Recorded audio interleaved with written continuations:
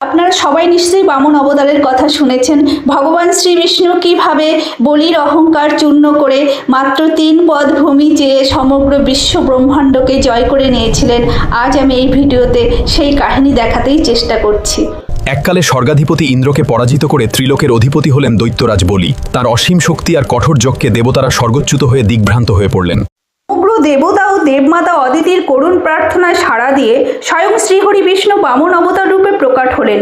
কিন্তু তিনি কোনো বিশাল যোদ্ধা হয়ে এলেন না, এলেন এক ক্ষুদ্রাকৃতির শান্ত তেজস্বী ব্রাহ্মণ বালকের বেশে। দৈত্যরাজ বলি তখন নর্মদা নদীতে এক বিশাল অশ্বমেধ যজ্ঞ করছিলেন। হঠাৎ সেখানে প্রবেশ করলেন হাতে ছাতা ও কমণ্ডলধারী এক ছোট্ট বালক ব্রাহ্মণ। তার সারা শরীরে ফুটে উঠেছে ব্রহ্মতেজ। বলির মতো শক্তিশালী রাজা এই বালকের রূপ দেখে মুগ্ধ হয়ে বললেন, হে বিপ্র, আপনি কি চান? এই ত্রিলোকের অধিপতি আপনাকে হীরা, জহরত নাকি গোটা একটা সাম্রাজ্য দান করবে?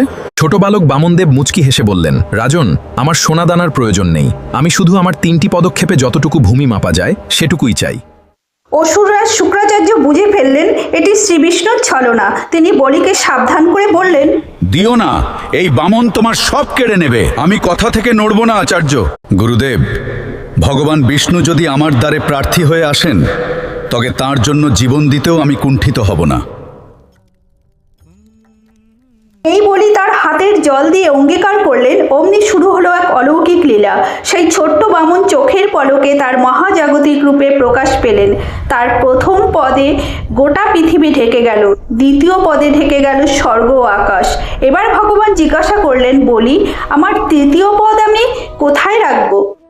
বলির সমস্ত অহংকার মুহূর্তেই ধুলোয় মিশে গেল।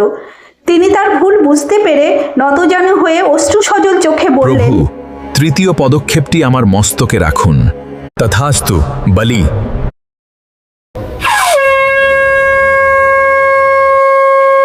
ভগবান খুশি হয়ে তার পা বলির মাথায় রাখলেন এবং চিরতরে তাকে পাতালে রাজা করে দিলেন।